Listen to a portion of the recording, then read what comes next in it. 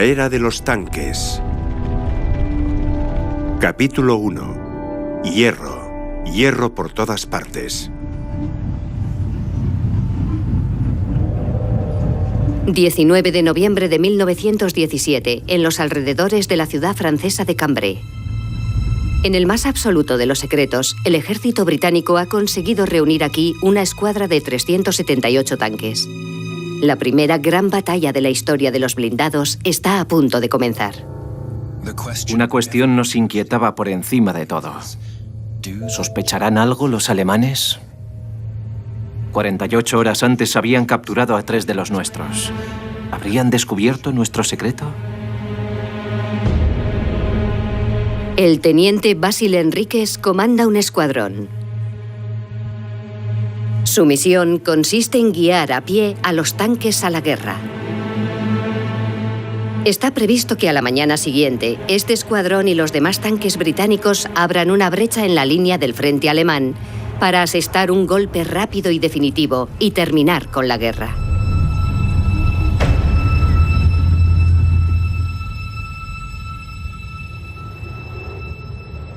La batalla debía empezar a las 6:20 horas de la mañana. Y como hasta ese momento no tenía nada que hacer, aproveché las 3 horas que quedaban para dormir.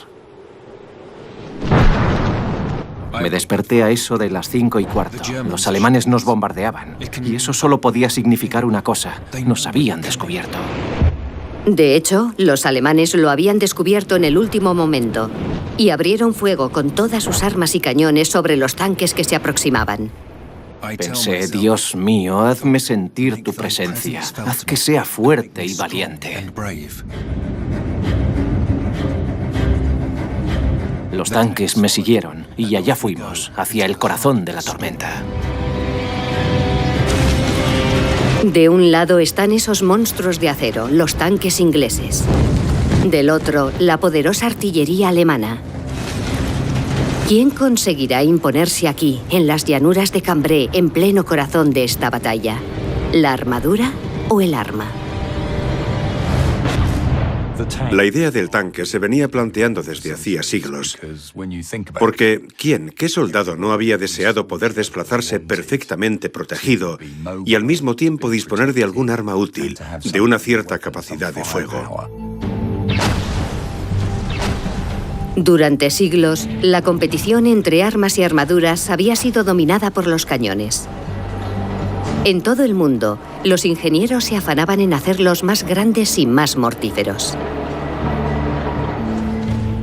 En 1903, un joven ingeniero austríaco se alistó en el ejército de su país con ese mismo objetivo. Y llegó el día en que descubrió lo que eran capaces de hacer los cañones modernos. Hoy he sido testigo por primera vez de lo que nuestras armas más modernas son capaces de hacer. Me he quedado sin aliento. Y lo que más miedo me da es que todos los demás países también poseen armas con la misma capacidad.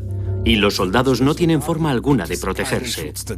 Si se desata un conflicto, las pérdidas humanas serán incontables. En vez de construir cañones más grandes, Burstin empezó a buscar algo que pudiera proteger a sus compañeros en la batalla. Su investigación le condujo a la armada de su país. Los buques de guerra estaban recubiertos de una gruesa coraza de acero. 15 de marzo de 1903. Estoy en cubierta, mirando cómo los barcos torpederos surcan las olas como si fueran delfines. Me he quedado fascinado con esos barcos de guerra. En medio de un viaje tan animoso, de pronto a mí, a este marinero de agua dulce, se le ocurrió que quizá en tierra pudiéramos acercarnos al enemigo igual de bien protegidos. La idea de Burstin era construir una nave terrestre acorazada, una especie de barco torpedero que se pudiera llevar por tierra firme. Pero ¿cómo se podría impulsar a un vehículo semejante?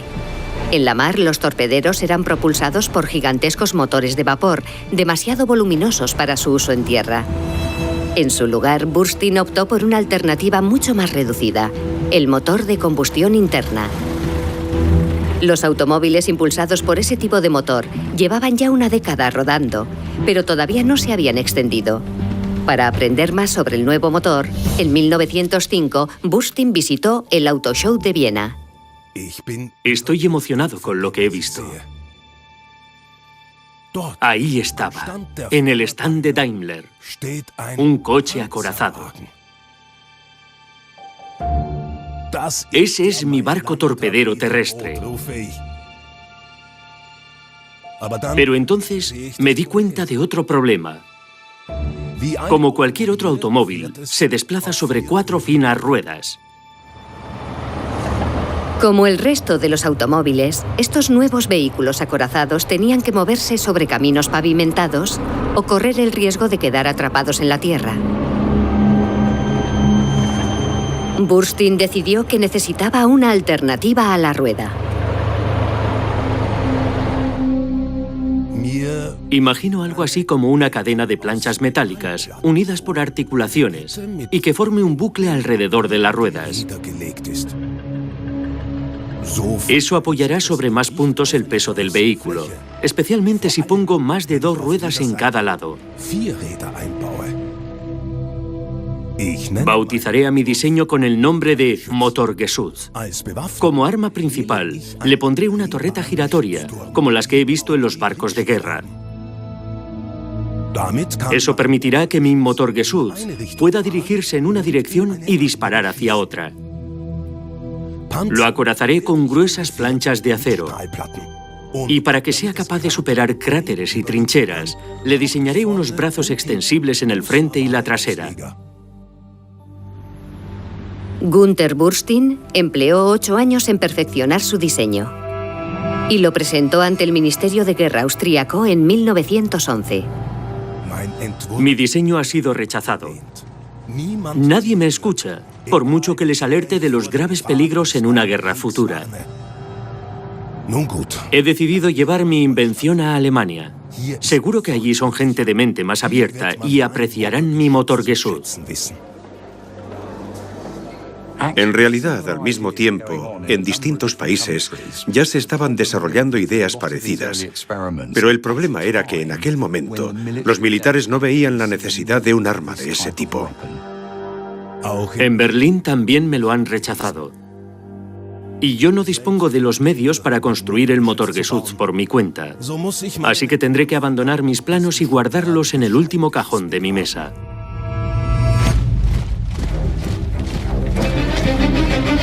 La guerra que Günther Burstyn había vaticinado se desencadenó el 28 de julio de 1914.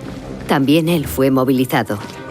En 1914 todo el mundo vio venir aquella guerra y seguramente pensaron que se iba a producir en los mismos términos que 100 años antes, en Waterloo, con los ejércitos maniobrando en el campo de batalla para encontrarse frente a frente. Pero las cosas sucedieron de otra forma.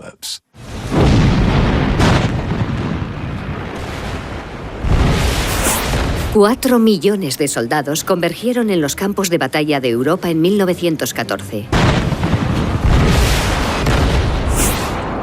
Sin embargo, como Burstyn predijo, no tenían nada que les protegiera de la metralla de la artillería ni de las balas de las ametralladoras.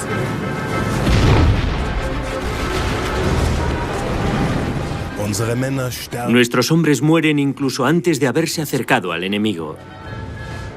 Y he vuelto a acordarme de mi Motorgeschoss. Si al menos tuviéramos una pequeña flotilla de ellos.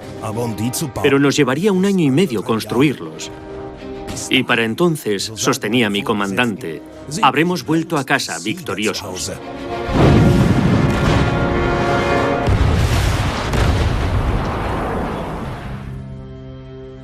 Llegada la Navidad del mismo año de 1914, en el plazo de solo 5 meses, 1 millón de soldados habían muerto. Los supervivientes empiezan a cavar trincheras en los lindes de los campos de batalla. Aquí están a salvo del fuego enemigo y pueden seguir disparando. En unas pocas semanas brota un sistema de trincheras que se extiende desde el Mar del Norte hasta la frontera suiza. Las trincheras te protegían del fuego de la artillería y también del de los rifles. y la rodearon de alambre de espino, una medida que no tardó en revelarse como muy efectiva para bloquear las acometidas de la infantería y los ataques de la caballería. Pero a medida que la guerra avanzaba, las alambradas eran cada vez más y más intrincadas, enormes franjas de alambre. De ahí que los ejércitos aliados se pusieran a discurrir nuevas ideas, nuevas formas de conseguir superar aquellos obstáculos defensivos. A comienzos de 1915, la guerra que desangraba a los contendientes se hallaba en un punto de estancamiento. Para salir de él, ambos bandos se aprestaron a desarrollar nuevas armas. El ejército alemán es el primero en usar gas venenoso. Los ingenieros británicos cavan túneles bajo las trincheras alemanas y los llenan de explosivos.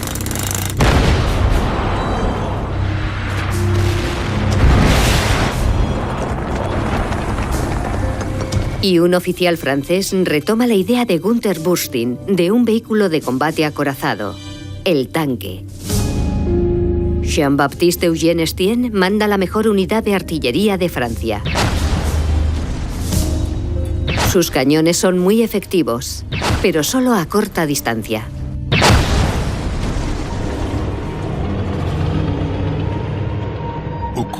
Durante nuestros últimos ataques, de pronto me he dado cuenta de una cosa. Esta guerra la ganará el primer país que consiga desarrollar con éxito un vehículo capaz de transportar con rapidez un cañón por encima de cualquier tipo de terreno. El plan de Estienne consistía en acercar sus cañones tanto como fuera necesario para abrir fuego sobre las trincheras enemigas. Pero sus cañones eran muy pesados y se quedaban atascados. Estienne quería rodearlos de una coraza y dotarlos de cadenas y de un motor con potencia suficiente como para moverlos. Pero como antes le había ocurrido a Burstin, su idea es rechazada. Nuestros generales no creen que sea factible. Creen que sería demasiado pesado y que ningún motor sería capaz de moverlo. Ya he desistido de que el ejército me dé otra cosa o acepte cualquier sugerencia. Sin embargo, hoy he sabido que el fabricante de armas Schneider ha empezado a fabricar su propio tanque.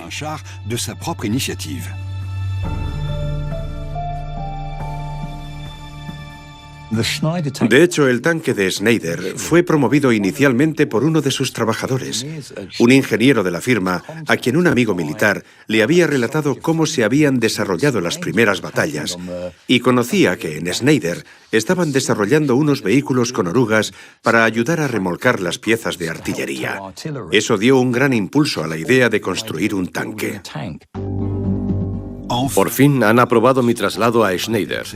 Seré el intermediario y colaboraré con ellos en el desarrollo de este nuevo vehículo. Estamos progresando mucho. El CA-1, y es que así hemos llamado a nuestro tanque, debe ser rápido y ágil. Pero he tenido que desestimar la idea de ponerle un cañón grande.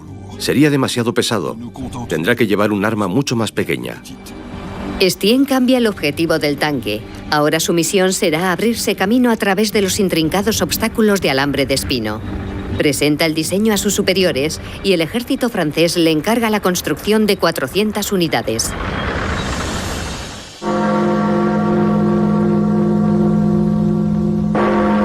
El Reino Unido es el aliado principal de Francia en la guerra contra Alemania. Muchos de sus soldados son voluntarios. Uno de ellos es Basil Enríquez. Antes de la guerra, lideraba un club juvenil para niños judíos marginados. Quiero seguir el camino de mi hermano, uno de los primeros que murieron en esta maldita guerra. Pero como miles de otros que se vieron obligados a vestir el uniforme, pronto me di cuenta de que yo no estaba hecho para ser soldado. Lo odiaba. Nunca sabes ni qué haces ni por qué. Hoy mi comandante me ha dicho que he sido seleccionado para ser trasladado a otra unidad. Parece que mi carrera militar ha terminado cuando apenas había comenzado. Pero las órdenes de Enríquez no decían a qué clase de unidad iba a ser destinado, solo que se llamaba Cuerpo de Artillería Pesada. Me presenté ante el coronel al mando de la unidad. Se mostraba muy reservado sobre su naturaleza. ¿Sabe usted algo de vehículos a motor?, me preguntó. Absolutamente nada, señor, le contesté. Me miró de arriba abajo y dijo: si después de 15 días sigue siendo absolutamente inútil, será devuelto a su unidad.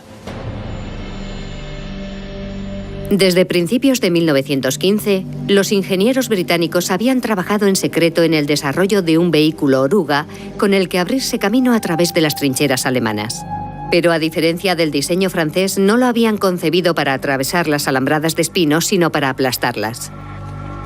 Como el Motorgeschoss de Burstein, el diseño británico estaba inspirado en los navíos de la Armada. Su nombre, el acorazado terrestre Pequeño Willy. Cuando ves al pequeño Willy, refleja el aspecto de una cisterna, de un tanque de agua. De hecho, la palabra tanque fue escogida para referirse a él en clave, porque llamarlo directamente acorazado terrestre o algo así revelaba de inmediato su función. Acorazado resultaba demasiado explícito. Tanque, en cambio, no. Por eso lo eligieron. Para convertir al rudimentario Pequeño Willy en un arma más efectiva, lo hicieron más largo y lo armaron con cañones. Al nuevo modelo lo bautizaron como Madre.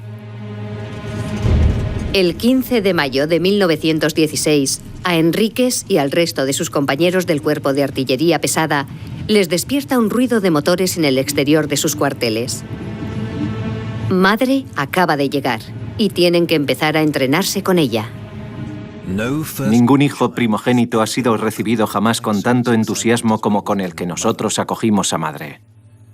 Y ninguna madre ha disfrutado tanto jugando con su hijo como nosotros con ella. El adiestramiento era como un gran juego. Buscábamos árboles para derrumbarlos y ya nos imaginábamos a nosotros mismos abriéndonos camino hacia Berlín.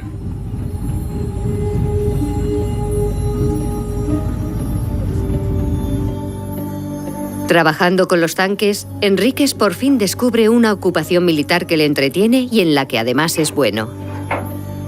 Poco después es ascendido a comandante de tanques.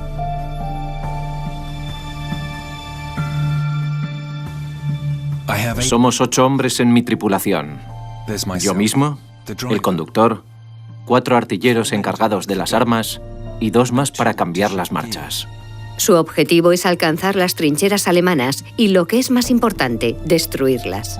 Y para averiguar qué armas son más efectivas, el ejército prueba 2 diseños de tanques diferentes. El mío es un tanque hembra, lo que significa que está armado con 2 ametralladoras por cada lado. En su lugar, los tanques machos solo llevan un cañón, pero de mayor calibre.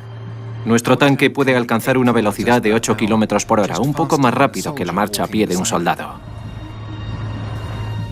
A la máxima potencia del motor, el olor, el calor y sobre todo el ruido son insoportables. Dentro del tanque, los soldados están aislados del resto del mundo. Para que aún así sigan siendo capaces de enviar mensajes, han dotado a los tanques de uno de los medios de comunicación más fiables de que disponen. Hoy, mientras estábamos en mitad de unas maniobras, nos han traído una caja llena de palomas mensajeras, papel y lapiceros. Para que se comunicaran con el mando, con las demás unidades, metieron en cada tanque una pequeña jaula con palomas mensajeras. La idea era que una vez escrito el mensaje lo ataras a la pata de una paloma, la soltaras y volara hasta nuestras líneas, y alguien la recogiera y transmitiera el mensaje.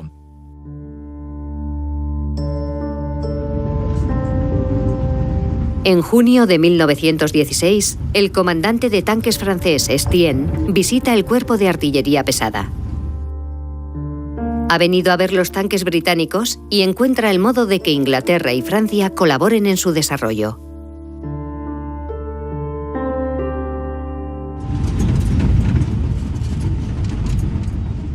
Estos son los tanques, como los llaman los británicos. 5 enormes y arcaicos monstruos arrastrándose por el campo. La verdad es que son impresionantes, sí, pero son tan grandes y lentos que me preocupa. Me temo que la artillería alemana acabará con ellos fácil y rápidamente. Estienne presiona para que Inglaterra y Francia cooperen y concentren sus esfuerzos en un solo modelo de tanque y lo construyan en común. Pero las fábricas de armamento de cada país ya están construyendo cientos de tanques. Cancelar esos contratos costaría una fortuna.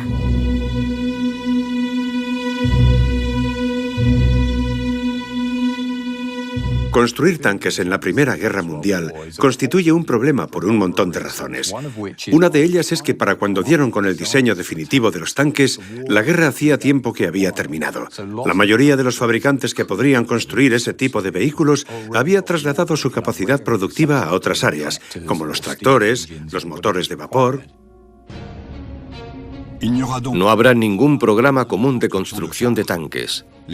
Los británicos prefieren enviar por su cuenta a la guerra los pocos tanques de que disponen. ¡Qué error! Y además, ¿qué clase de nombre es tanque? A mí me suena a letrina. La próxima vez que alguien me caliente la cabeza con los tanques le diré: ah, sí, ya entiendo, se refiere a los tanques sépticos. Su misión ha fracasado y Estienne regresa a Francia. Pero una vez allí recibe la primera remesa de tanques Schneider CA1. Ahora, por fin puede empezar a preparar a los hombres que necesita para sus propios tanques. Nuestra tropa de tanques tiene que ser una unidad de élite. Al verdadero tanquista se le nota de inmediato. Deportista, camina con seguridad, lleva el cabello corto, la barba afeitada y tiene pasión por el ejército. Pero un día Estienne descubre que el ejército francés ha encargado la construcción de un segundo modelo de tanque.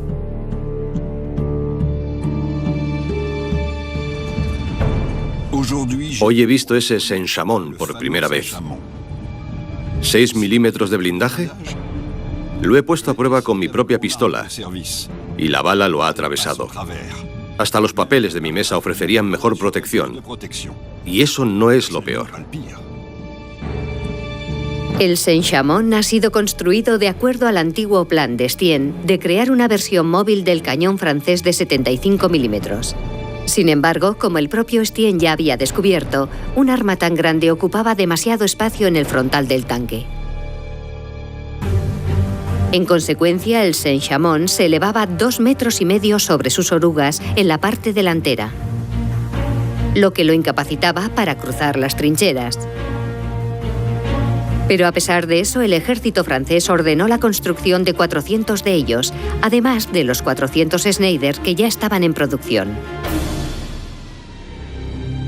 Para agosto de 1916, el Cuerpo de Artillería Pesada de Inglaterra ya ha recibido sus primeros 50 tanques.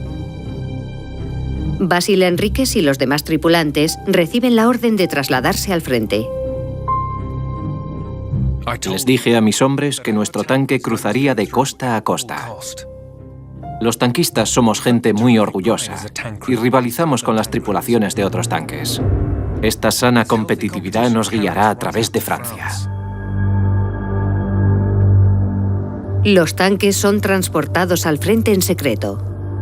Han planeado que su primera aparición sea una desagradable sorpresa para los alemanes. Estamos muy emocionados y no sentimos ningún miedo. Hemos pasado el día poniendo a punto los motores antes de arrancar hacia nuestras posiciones tras la línea de combate. Miles de soldados corren hacia nosotros. Parece que les levantamos la moral a nuestro paso. La noche es clara y por primera vez podemos ver el campo de batalla de Somme.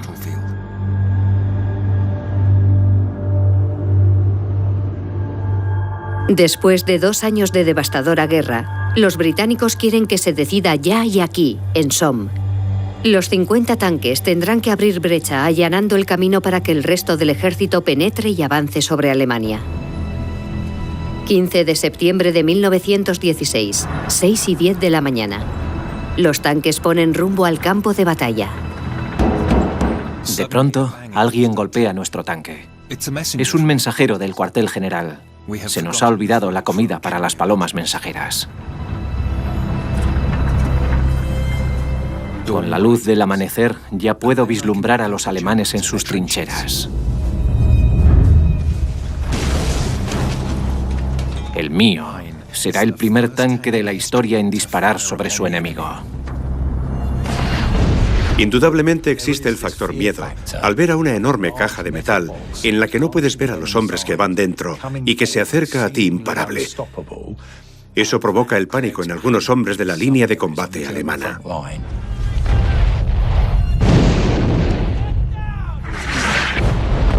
Los alemanes abrieron fuego sobre nosotros con toda su fuerza. Mis artilleros respondieron al fuego matando a unos 20 enemigos. Y de pronto se paró el tiroteo. Me giré sorprendido y vi a mis artilleros en el suelo. Las balas habían atravesado el tanque porque los paneles laterales no estaban reforzados a prueba de balas.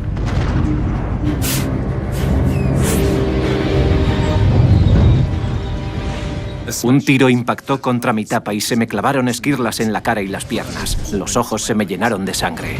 Y entonces nos detuvimos.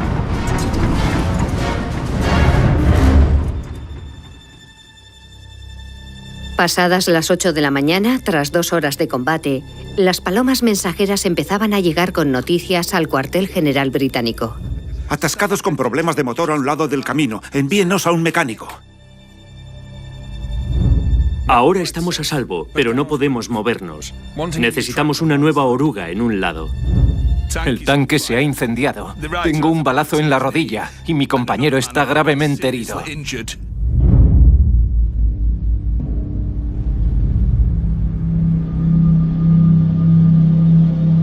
De los 50 tanques británicos, solo 10 vuelven a sus líneas.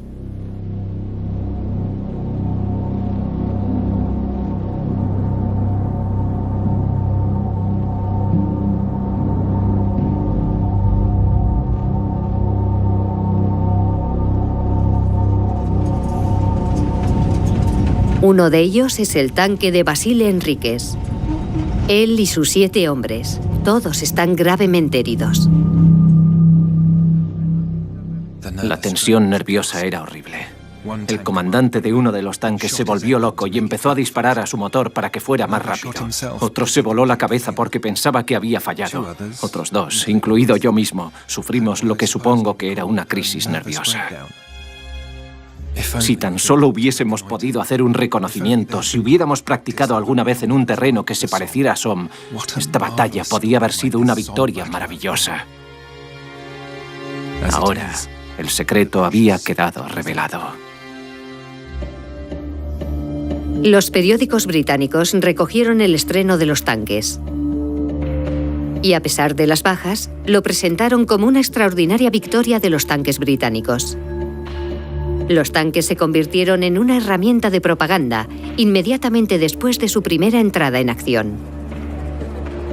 Avispados hombres de negocios aprovechan la oportunidad y empiezan a fabricar bolsos tanque, teteras tanque, tabaqueras tanque y tanques de juguete para niños.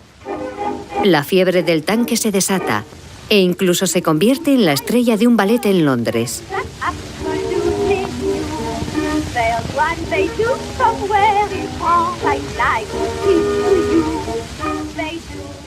A los británicos nos gustan los tanques porque aparecieron en un momento en el que no nos iba demasiado bien en el frente continental. Aquel verano nos habían infligido un enorme número de bajas y además Alemania había utilizado por vez primera gas venenoso. También fue la primera en usar cepelines, la primera en lanzar misiones de bombardeo sobre Londres. O sea que parecía que habían conseguido la supremacía tecnológica sobre Gran Bretaña. Pero cuando el tanque entró en escena, parecía que habíamos recuperado la ventaja y que les habíamos adelantado un poco. En el campo de batalla de Somme quedaron abandonados algunos tanques. Los capturaron los soldados alemanes y su alto mando tomó la decisión de fabricar sus propios tanques. Con ese fin, contrataron a Joseph Vollmer, uno de los ingenieros automovilísticos alemanes más brillantes. Me llamaron diciéndome que debía presentarme en la oficina del Ministerio de Guerra, Departamento 7 de Transportes. Allí me hablaron de un proyecto secreto llamado, en honor al mismo departamento, A7V. Me han encargado liderarlo y tengo que construir la respuesta alemana a los tanques. Joseph Vollmer lleva casi 20 años trabajando para las principales compañías automovilísticas de Alemania. Pero no es un gran empresario industrial como Krupp, Daimler o Horch.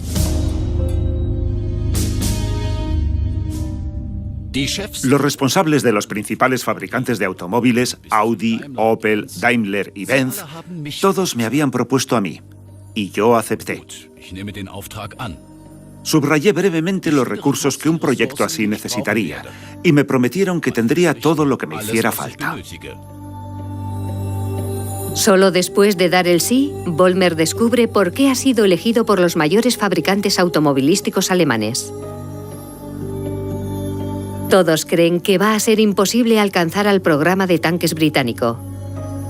Joseph Vollmer es una solución de compromiso. Y le encargan la construcción de 200 tanques para empezar.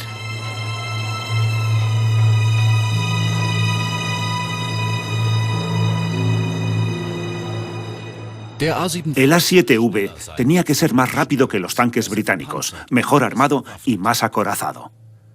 Por eso necesitaba una tripulación de 18 personas solo para manejar todos sus cañones. Pondría al comandante y al conductor en una plataforma elevada para tener mejor campo de visión. Un tanque tan grande necesitaría al menos motores de 200 caballos. Pero sin saber por qué todas mis peticiones eran rechazadas, a pesar de que el ejército me había prometido lo contrario.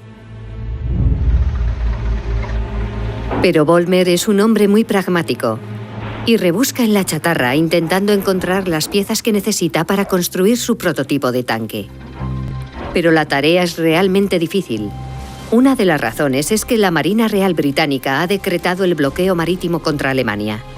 Las materias primas escasean y la industria está paralizada. Pero Vollmer consigue lo que parecía casi imposible. Construye un prototipo del tanque AV7, el primer tanque alemán de la historia, y se lo presenta al alto mando alemán. Me dirijo a Mainz con un nudo en el estómago. En la prueba de hoy el ejército decidirá si acepta o rechaza mi diseño. Mi A7V se somete a una dura prueba y la supera brillantemente.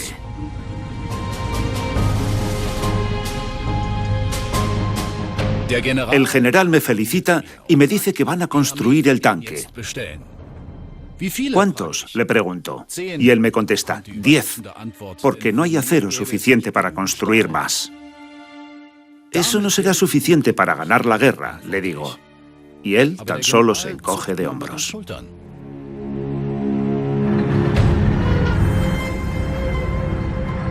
A finales de 1916, el Cuerpo de Artillería Pesada de Inglaterra todavía está recuperándose de las pérdidas sufridas en la batalla de Somme.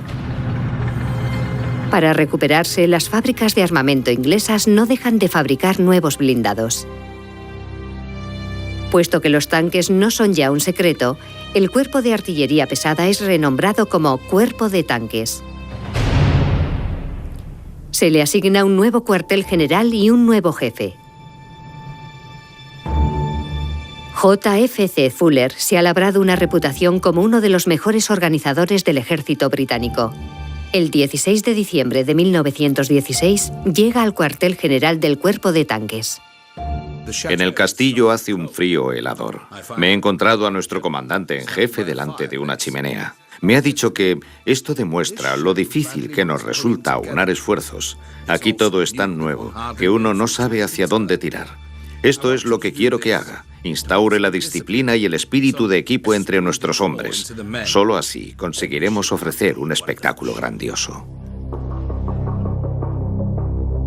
Para Fuller, esta misión es la ocasión de poner en práctica sus ideas sobre la guerra moderna.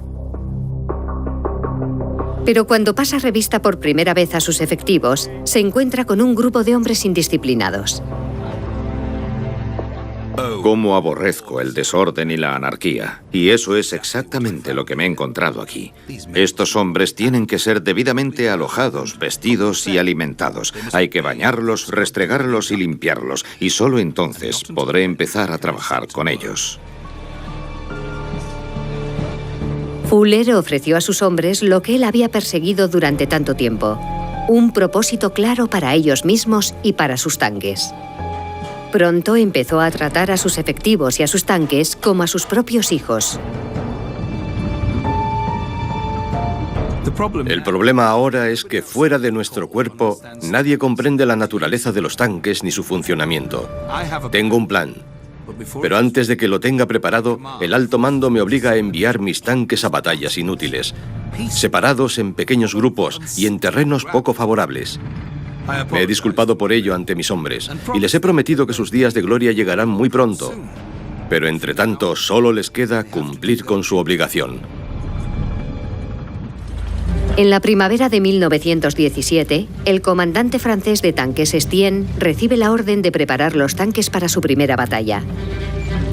Se supone que iba a tener 800 tanques a su disposición, pero solo le han asignado menos de la mitad. Estienne preferiría esperar un poco a que su unidad estuviera a plena capacidad operativa, pero el alto mando decide no esperar. Nuestros mandos nos dan sagrados estandartes, nos ofrecen discursos grandilocuentes, pero no nos ofrecen una verdadera oportunidad. Éramos demasiado pocos y, lo que es peor, los alemanes sabían que veníamos. Su artillería destruyó la mitad de mis tanques en un solo día. Las cosas fueron tan mal que muchos soldados se negaron a continuar con el ataque porque no querían morir inútilmente. Después de los fracasos del Saint-Chamond y del tanque Schneider, Estienne acepta que todavía no están suficientemente preparados y recurre a Louis Renault, quien estaba trabajando en el desarrollo de un tanque pequeño. La idea de Estienne ahora era utilizar tanques más pequeños, pero en mayores cantidades. Renault y yo nos entendemos perfectamente. Él comprende exactamente lo que yo quiero de mis tanques, y sus primeros bosquejos ya son brillantes. El Renault FT es radicalmente diferente a todos los demás diseños de la época. Es mucho más pequeño. Solo hacen falta 2 hombres para manejarlo, un conductor y un artillero. Su pequeño tamaño le permite moverse con más rapidez que cualquier otro tanque. Sin embargo, su innovación más relevante está copiada directamente del Motorgeschoss de Burstin. El FT posee una torreta de disparo giratoria. Puede disparar en cualquier dirección mientras se desplaza. He presentado los planos al alto mando y la construcción se ha aprobado sin objeciones. Estoy seguro de que a ello ha colaborado en gran medida el hecho de que Renault, como buen patriota, ha renunciado a sacar beneficio alguno del encargo. Pero Renault también es un hábil hombre de negocios. En la primavera de 1917, los Estados Unidos de Norteamérica se suman a la guerra contra Alemania. De inmediato, Renault les ofrece la licencia para construir su propia réplica del Renault FT. Cuando vende su licencia y su tanque a un ejército extranjero, se siente libre para obtener un beneficio económico. Y es que parecía antipatriótico sacar provecho del diseño y la venta de su tanque FT-17 al gobierno de su propio país en tiempos de guerra. Pero los norteamericanos pueden pagar. El gobierno americano acepta el trato y ordena la construcción de 4.400 tanques Renault FT y moviliza a su ejército. Pero todavía pasarán 6 meses hasta que pueda trasladar a Francia un número de efectivos tan grande como para marcar la diferencia. J.F.C. Fuller, jefe del Cuerpo de Tanques de Inglaterra, planea la próxima batalla sin la ayuda de los norteamericanos. Tenemos una guerra que ganar. Y yo ya tengo listo mi plan de batalla. El lugar será Cambrai, de eso estoy seguro. Será aquí donde quebraremos las líneas alemanas. Abriremos una brecha tan grande que el resto de nuestro ejército podrá penetrar por ella y terminar con esta maldita guerra. El cuerpo de tanques ha crecido y ya cuenta con casi 500 blindados. Fuller ha elegido la ciudad de Cambrai para la primera batalla de tanques a gran escala. Aquí el terreno es el ideal, es firme, seco y no ha sido destrozado por batallas anteriores. La batalla empezará la mañana del 20 de noviembre de 1917. Al mando de una sección de los tanques se halla el veterano comandante Basil Enríquez. Avanzo a través de la bruma con mis tanques pegados a los talones. Parece más un sueño que una batalla moderna.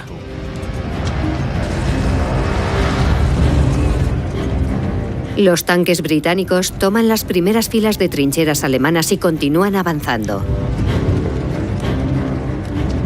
A nuestro paso, los alemanes se rinden. Lo hemos conseguido. Hemos abierto brecha. Ahora solo tenemos que esperar a que venga la caballería a terminar lo que hemos empezado.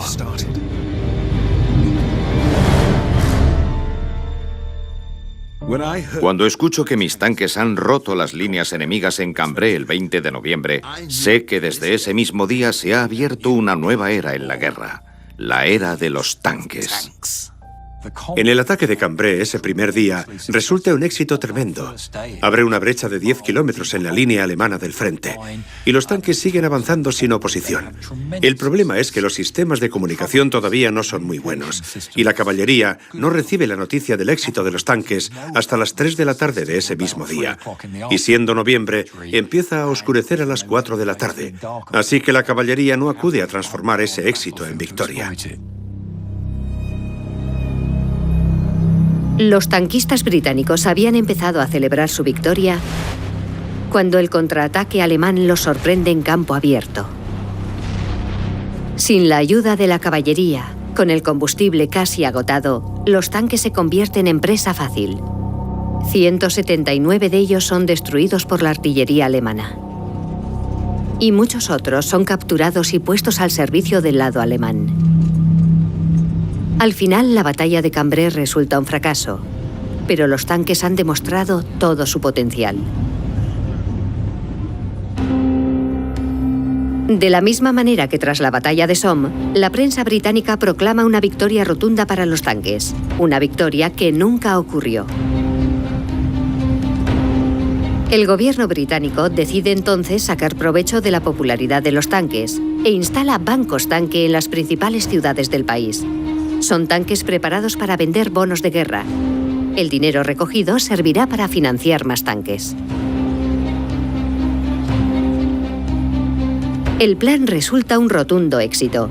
Las ciudades empiezan a competir entre ellas por ver cuál recoge más dinero. Y al final, la villa escocesa de Glasgow resulta la ganadora. Sus ciudadanos donan 16 millones de libras para tanques. El tanque es más que una simple máquina de guerra.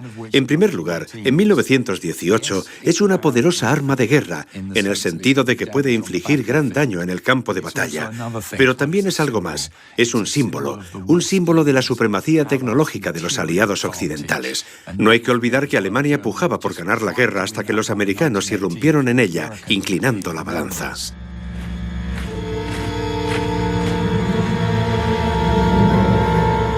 En enero de 1919, el constructor de tanques alemán Joseph Vollmer es convocado de nuevo a las oficinas del Ministerio de la Guerra. Planean una última ofensiva, un último golpe definitivo que les permita ganar la guerra de una vez. Me han pedido que duplique el número de tanques a construir. Y en lugar de 10, ahora tengo que construir 20 ATVs. No hay acero suficiente para construir más, pero se me ha ocurrido una idea distinta. Joseph Vollmer diseña un tanque de emergencia. Su intención es construirlo a partir de viejos motores de automóvil y piezas desechadas, como cuando hizo su primer prototipo del A7V. Pero a la inversa que el A7V, que era grande y poco manejable, este tanque será pequeño y muy manejable. El alto mando alemán encarga 400 unidades, pero a Vollmer solo le dan materia prima para construir 5. Entretanto, el ejército construye imitaciones de tanques en madera y los colocan de forma que sean visibles para los aliados. El ataque alemán se inicia el 21 de marzo de 1918.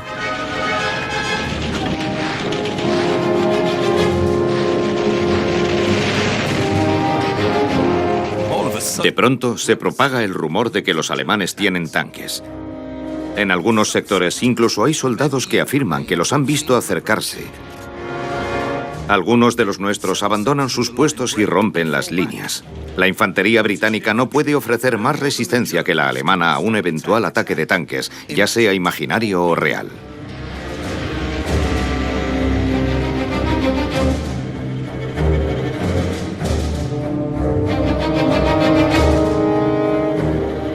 Los alemanes han atacado en Chemin des Dames. Están a nuestras espaldas y avanzan hacia París. No hay más trincheras que les puedan detener. Acabo de recibir la entrega de los primeros 21 tanques Renault. Desde luego no son suficientes, pero tendremos que arreglarnos. Van a recibir su bautismo de fuego de inmediato.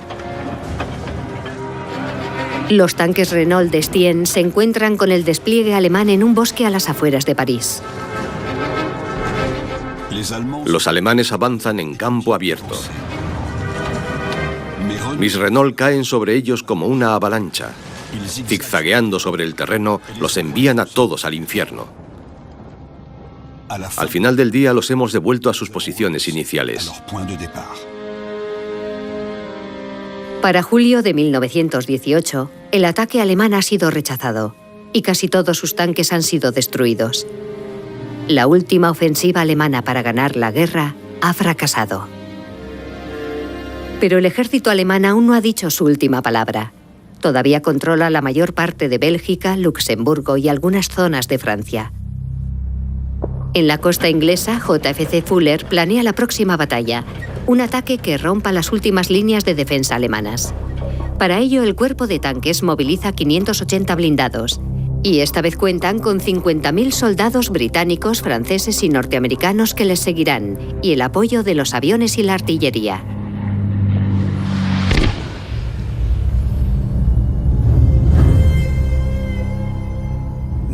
Nunca antes había habido otra batalla como la que se iba a librar el 8 de agosto de 1918.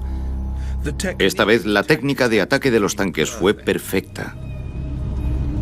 Cuando en la Edad Media los civiles veían venir a los caballeros enfundados en sus armaduras, gritaban «¡Hierro! ¡Hierro por todas partes!».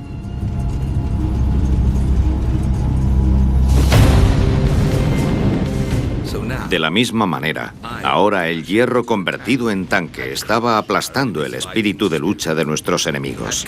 Los había despojado de todo su arrojo.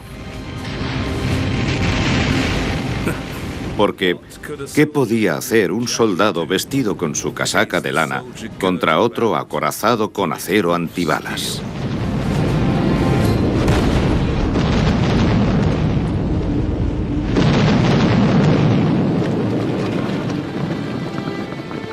El ataque de los aliados resulta un éxito. En un solo día obligan a rendirse a 18.000 soldados enemigos.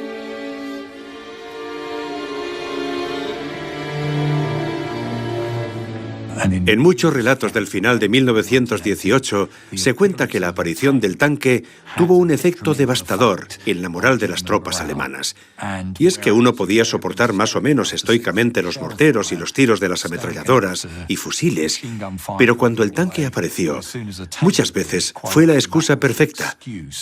Era el momento de decir, con esto ya no puedo más, y entregar las armas. El 8 de noviembre de 1918, el Imperio alemán pidió el alto el fuego. Era el final de la Primera Guerra Mundial. Los ciudadanos de Francia, Reino Unido y Norteamérica celebraron la victoria. Pero en otra parte del mundo había surgido otro conflicto, Durante la guerra, Gran Bretaña había sido aliada del Imperio ruso.